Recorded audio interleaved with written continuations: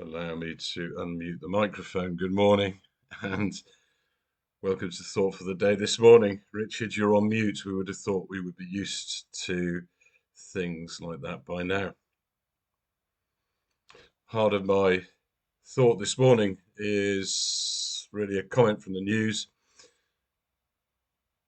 From someone fleeing Ukraine, what do you take when you don't know if you are coming back?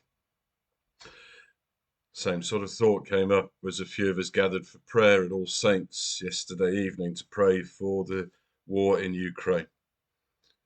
In one of the prayers, people packing what they can to flee, to leave women and children, leaving behind husbands, brothers, fathers who are staying to protect their homes, protect their nation in the Ukraine. What do you take when you don't know if you're coming back? What would you take in the same situation? What would you do? I just think of around the vicarage here.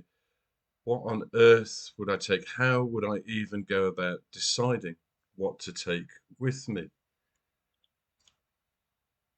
Perhaps there's an exercise to try to pick a bag, a suitcase, something like that, and then say, okay, well, definitely need clothes. I need some of the necessities. So I probably need clothes. I'd probably take a mobile phone charger and my phone. But then beyond that, what are the precious things that I would try and fit into that bag? Which photos?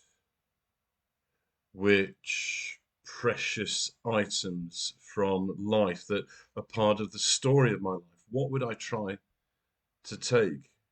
And then how would I draw different value between the things that wouldn't fit?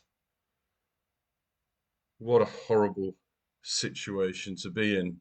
At the same time as, even worse, having to do it under the pressure of danger.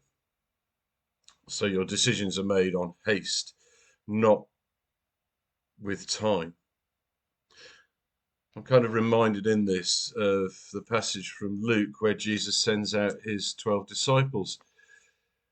And he sent them out to the surrounding areas, saying to them, take nothing for your journey, no staff, nor bag, nor bread, nor money, not even an extra tunic. Whatever house you enter, stay there and leave from there. Wherever they do not welcome you, as you are leaving that town, shake the dust off your feet as a testimony against them.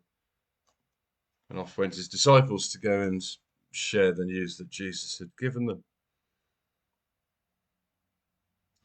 Are we people of welcome? Are we as a nation, are we in our own lives going to be people of welcome? Because there's a real need for that, not just for a new influx of refugees from another country, this time Ukraine, but generally in our lives. When we see people in need, are we people who step up? Or do we turn a blind eye? And I know at times I've stepped up, and I know at times I've turned away.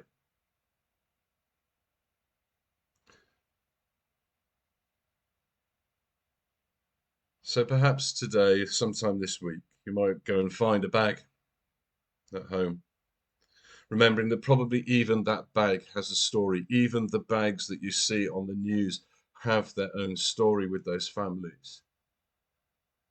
I suspect when the bag was bought, it was never bought with evacuation, with fleeing, with being a refugee in mind. It was probably bought to visit a friend, to go on holiday, to do something bringing joy, and now has become an item of utmost necessity, holding those most precious things of life in it.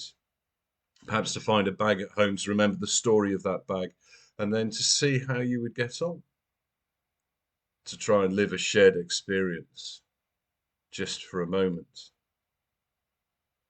This week, from Ash Wednesday, we move into Lent. And Lent is that time of reflection and preparation for Easter, in which the season invites us to kind of do the same exercise, perhaps a little more internally. To have a look at ourselves. to say, what are we going to carry forwards? What are we leaving behind? What's the good? Where's the less good?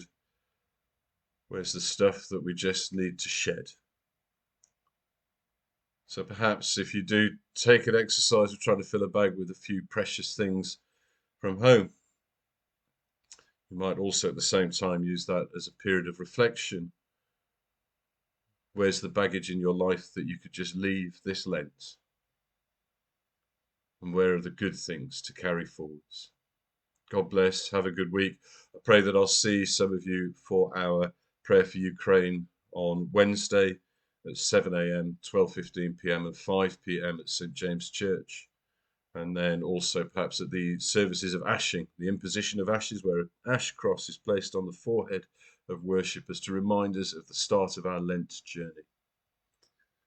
That's at 11 o'clock at St. James and at 6 o'clock at All Saints. God bless and go well. Amen.